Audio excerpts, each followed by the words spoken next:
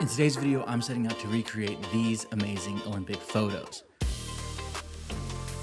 I only have a few problems. One, I'm not invited to the Olympics, and two, I'm not sure which camera and which lens setup I would actually bring with me.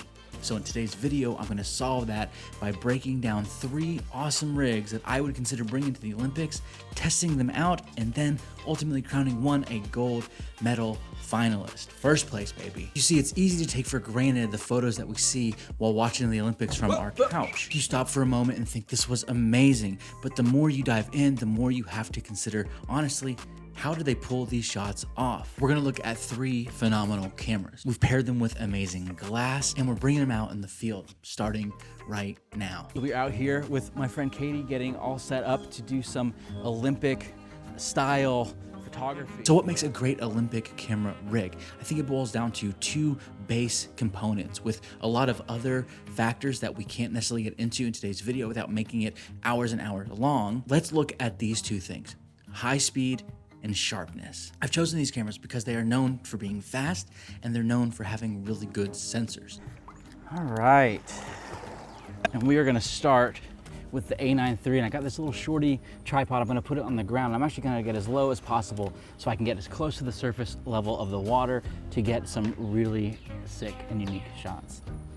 She's already diving. So when I started with the A9III, I really had to get used to the menu system. I think Sony's menus are some of the worst in the game, to be honest, but you put up with that because the image quality and the experience, especially with the A9III, is frankly hard to match. Sick, so she's like over here.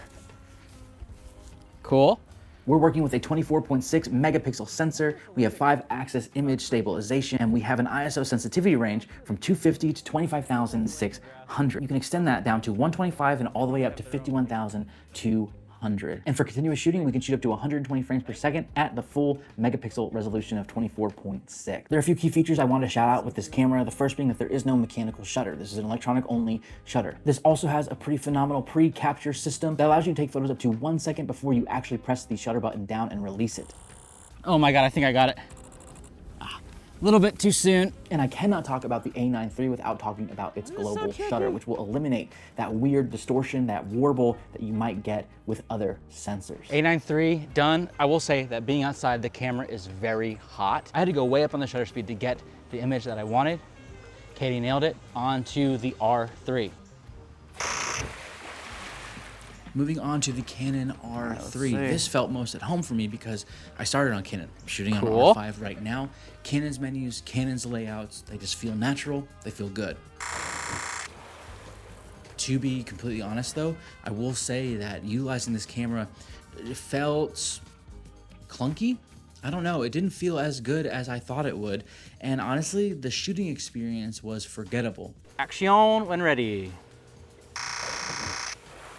Yeah, I already know that's gonna be a better image, and that's on me for just being wrong with my settings. Yeah, it looks so much better. We're working with 24.1 megapixel full frame sensor with 5-axis image stabilization, an ISO sensitivity range of 100 to 102,400 that you can extend down to 50 and all the way up to 204,800. For continuous shooting, using the electronic shutter, you can shoot up to 30 frames per second at 24.1 megapixels up to 150 frames RAW, or 540 frames JPEG. With the mechanical shutter, you can shoot up to 12 frames per second at 24.1 megapixels for up to 1,000 frames RAW or 1,000 frames JPEG. Key features of the R3 include that this is the only camera in this lineup that has both a mechanical and electronic shutter. We've got Canon's iconic autofocus, but this time it has been upgraded to the dual pixel autofocus 2, and with that, they have eye tracking within the electronic viewfinder, meaning that you can pinpoint the subject you want to focus on by having the camera track your eyeball. That is crazy. Was sick. My only note so far with the R3 was that the eye calibration wasn't working, and I wonder if it's because it's so sunny out or if my eyes are just not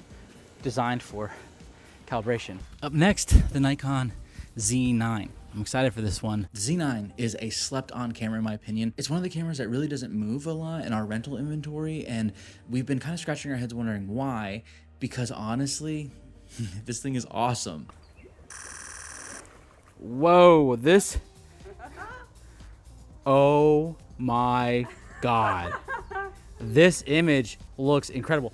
I'm geeking right now. We're working with a 45.7 megapixel full frame sensor with 5-axis image stabilization.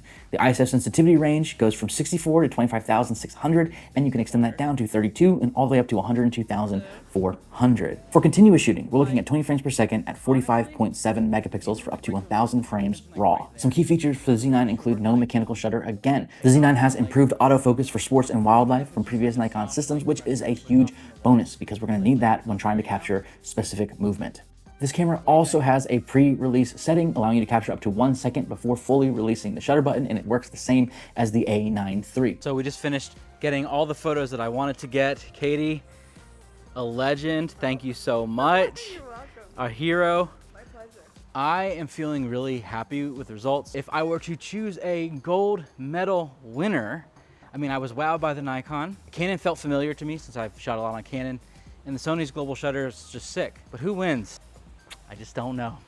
I just don't know. We've looked at the specs, we've taken photos. Now let's break down each camera from my experience. Let's start from the middle with the Canon R3. It was fine, it was a great camera. But like I said earlier, I didn't feel impressed and I didn't have the sense of immersion that I had with the Z9 or the A9III. You know, like when you're getting a photo and you're so locked into the moment that you cannot help but like just lock in, nothing else distracts you and you're dialed in. That's how I felt with the other two cameras, honestly. And I was just sitting on the side of my friend's pool.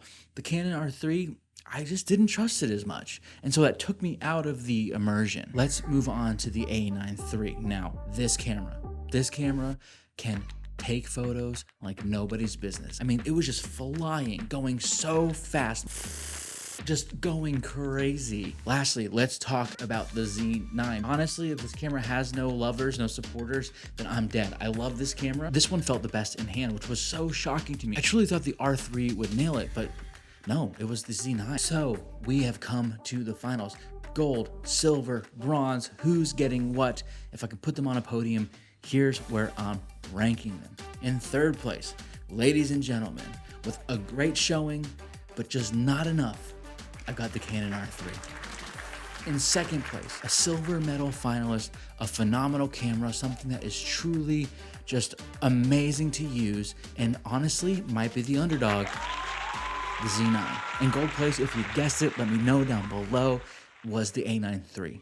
While I didn't necessarily love the user experience the entire time, the images, the moments I was able to capture were undefeated. And that, my friends, is what I would bring to the Olympics if I was going to photograph them. Only have a few more days. I hope you guys enjoy them. I hope you guys enjoyed this quick video, and I will see you in the next one. All right, peace.